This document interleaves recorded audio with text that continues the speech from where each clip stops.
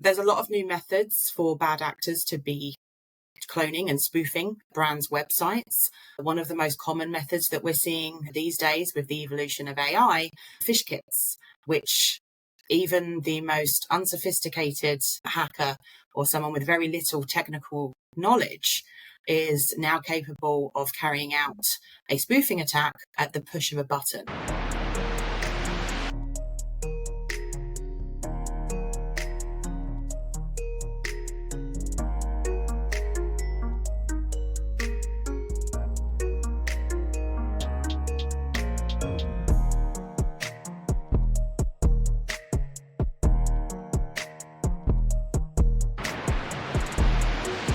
Welcome back to another episode of Data Protection Gumbo.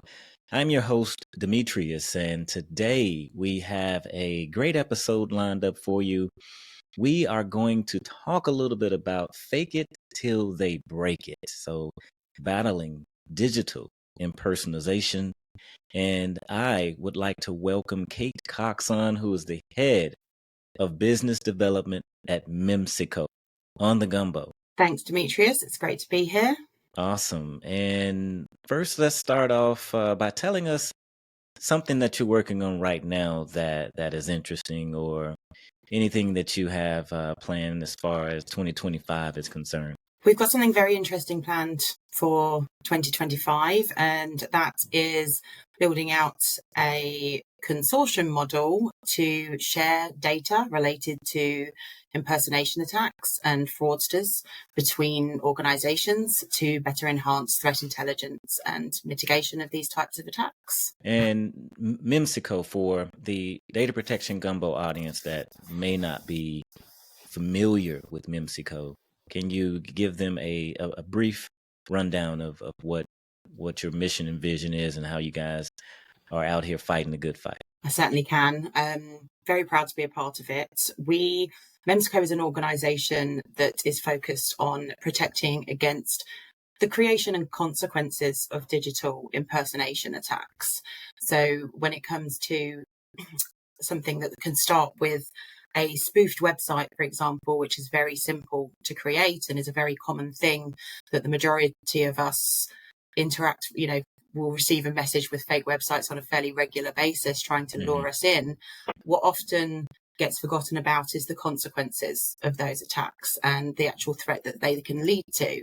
So a end user clicking on that link, sharing their information, card details, credentials, whatever it may be, leading to far more dire consequences. We are leading the way in protecting against consumers from falling victim to these scams and often the account takeovers that result from them. So you mentioned digital impersonation attacks. So I know it seems like it sounds exactly like what it is, but can you maybe explain exactly what that really is, and also some of the common techniques that attackers use to deploy them? There's a lot of new methods for bad actors to be cloning and spoofing brands' websites. One of the most common methods that we're seeing these days with the evolution of AI, fish kits, which even the most unsophisticated hacker or someone with very little technical knowledge is now capable of carrying out a spoofing attack at the push of a button. So I think I remember reading something about this where not only do they have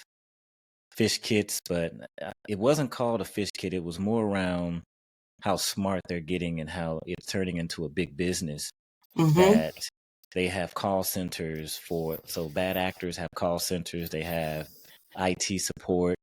They have training where someone is teaching them how to do what they're doing, right? Because they're getting paid lots of money and it's more lucrative than maybe a normal or traditional 9-to-5 job. But it's just really, really fascinating to hear about that. But it's not that great as far as for us, because artificial intelligence is definitely here and they're taking advantage of it as well. So I just want to get your opinion as well on where do you see AI kind of fitting in this puzzle in order to help on the good side? for a digital impersonation attack? Here's some digital impersonation scam stats for you. Scam related fraud actually jumped by 56% in 2024, surpassing digital payment crimes for the first time. 73% of consumers actually believe it's the brand's responsibility to protect them from impersonation scams. 50% of cybercrime stems from brand impersonation attacks. Wow, those are some And hard-hitting numbers, but keep mhm, going if you have more. 81% of consumers would stop engaging with a brand that is known to be subject to impersonation attacks. So the consequences of digital impersonation that often get used in phishing attacks can lead to seriously damaging effects. So, for example, account takeover, identity fraud, loss of digital trust, and consumer churn. A lot of organizations are going to be losing their customers because they can't trust the websites that they want them to communicate with. So this is something that is coming up more and more. I've been to numerous conferences this year, and as much as AI is there on the threat side of things, it's right up there on combating that threat as well. So it's kind of fighting with it on both sides. In Hmm. Memsico, for example, is an AI assisted solution that is utilizing machine learning and AI to help combat these threats, as are many other tools on the market. And is it something that, so I'm sure that if someone was to kind of befall to a impersonation attack, how can businesses or maybe even consumers be educated to detect some of the warning signs of impersonation attacks or some of these phishing scams before you even fall victim? So there's many ways, there's many things that organizations inform their end users to look out for. I'm sure most people will have been informed to look out for the HTTPS when they're clicking onto a website. But actually, I believe over 80% of fake websites also have the HTTPS. Oh, wow. So that's something that can't even be trusted either, unfortunately, in this day and age. Typically, the advice that is given is to look out for misspelling in the domains, bad language, and that's still true. Absolutely, it can happen. But with this evolution of these types of scams and with AI assisting that, unfortunately, it's becoming harder and harder for businesses and consumers to protect themselves from these scams. There are some methodologies with Fine. Google, for example, will have a safe browsing detection in place, but that is only after it's been reported by someone. So once somebody has detected that fake website, it will get reported, and then the browsers will step in and issue warnings. That also happens with telcos, particularly in the UK, and broadband providers. When they've been reported of a fake website, they will issue a warning so that consumers are deterred from clicking on it. However, there are more things that can be done. For example, in Memsico's case, from the moment the site is live, we are able to deploy a banner before it even gets reported, from the moment the first consumer clicks on it, warning consumers not to click on the fake website and not to share any information. Now, does that carry over for mobile phone usage as well? Because a lot of us are using our mobile phones maybe more than we're using like laptops or desktops. Most definitely, yes. Okay. Safe browsing detection should be across all platforms. However, it does depend on which browser you might be using as to which ones have already had the problem reported to them.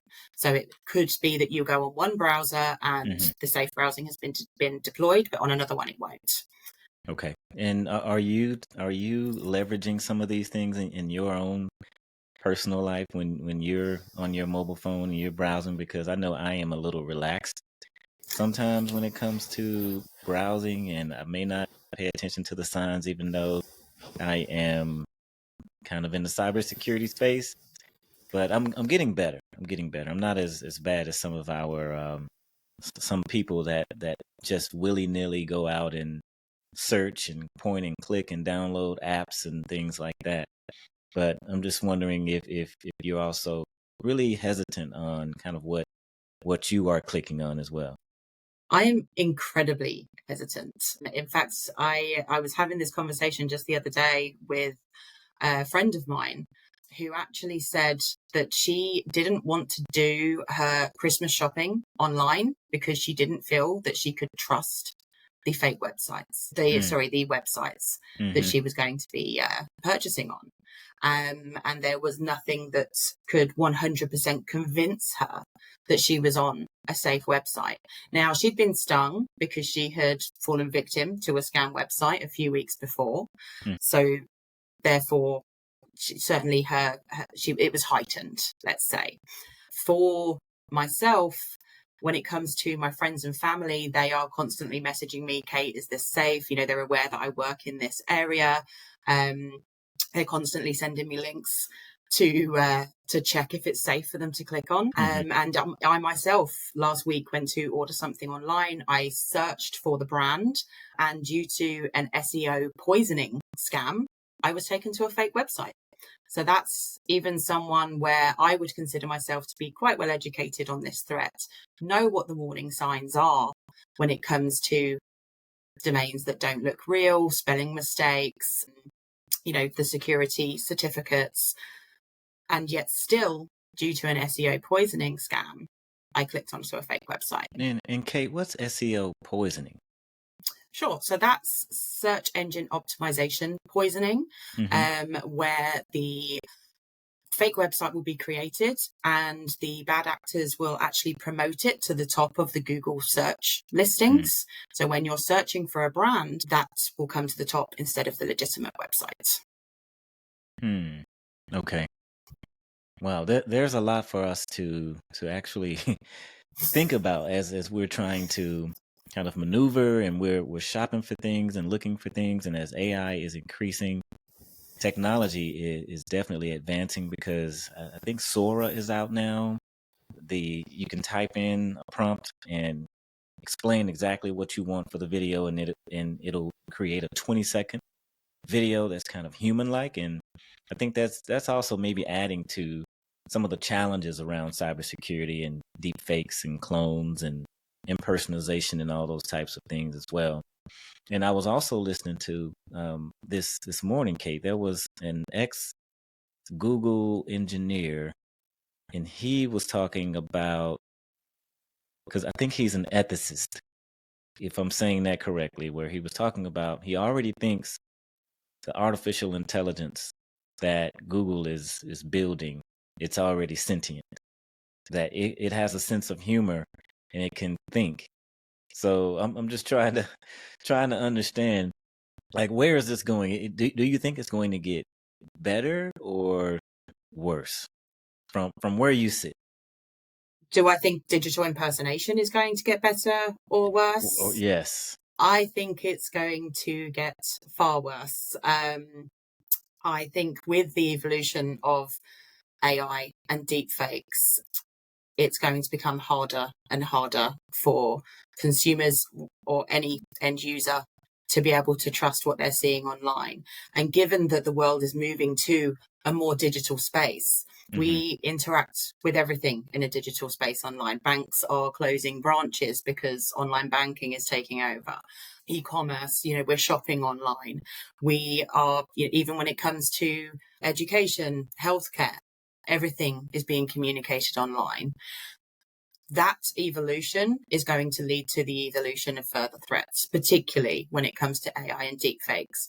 I don't know from the US side of things, but we've recently been experiencing some things in the UK with deepfake videos of well-known personalities to drive people towards investment scams, for example. Wow. Okay. And if there was one piece of advice that you would give, maybe either a business or a consumer, what's the very minimum that they should do, or maybe even look into and do a little more research on their own, just to start moving in the right direction of making sure that this doesn't happen to them? So, first of all, always be aware I think what's being utilized mostly now is urgency, pressure. So the website scams are often used in conjunction with social engineering. So the credentials, for example, will have been harvested on the fake website. There might be multi-factor authentication that's required by the organization. And so therefore it will be used in conjunction with a social engineering scam where the fraudster or the bad actor will be reaching out directly to the end user and putting on pressure, a sense of urgency, causing fear.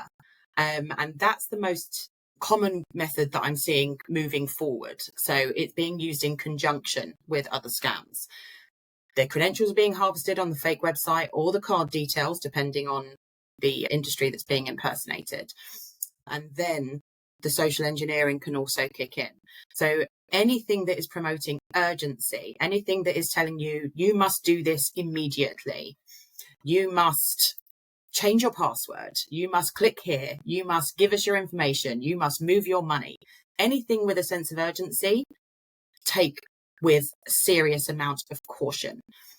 Do not listen. If you are being urged to share information or via a link, provide payment details, transfer money, provide any sort of personal information with a sense of pressure, urgency, and fear, then stop, think about what you're doing. It could be a scam. Try to reach out to the organization that is urging you to do this via another method, i.e. call them directly on another line or go onto the website separately. Don't follow the link. Don't listen to what's being said on the phone. Contact them yourself directly. Awesome. And if you had to leave a question for the next guest on Data Protection Gumbo, what question would you leave for that guest, keeping in mind this conversation that we've just had?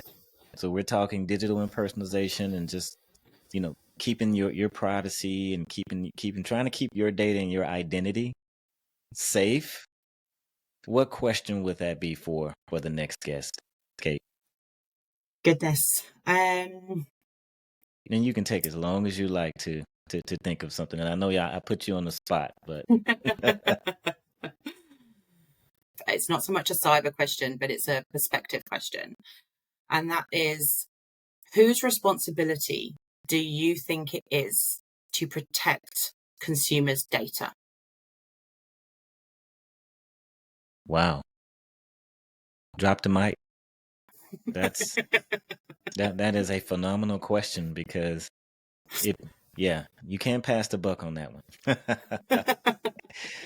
Yeah, so Kate, give the Gumbo listeners more information, how they can find more details about Memsico and anything else that you'd like to leave with the audience. Sure. Well, I would like to highlight the fact that there are solutions out there that are utilizing a proactive approach to protecting consumers from falling victim to scams. Traditionally, the methodology has been to search for a fake website, take it down, move on. The next website comes up, search for it, take it down. What we are trying to do at Memsico is move that to a more proactive method, which would be to detect these scams in real time, but more importantly, detect the consumers that are actually clicking on these sites the moment that they do so that they can be protected proactively. All right. And Kate, we do appreciate you being a guest here on Data Protection Gumbo. For the audience out there, we are on YouTube, so please go to YouTube, type Data Protection Gumbo. We are trying to increase our viewership because we started really late on YouTube. So Kate, please share our YouTube channel, subscribe, give it a thumbs up. I really want to thank you for being a guest here. I truly enjoyed this conversation, and I know that our listeners will walk away with some insights to better keep their lives and their data secure. So thanks for being a guest here. You're welcome. Thank you so much for having me.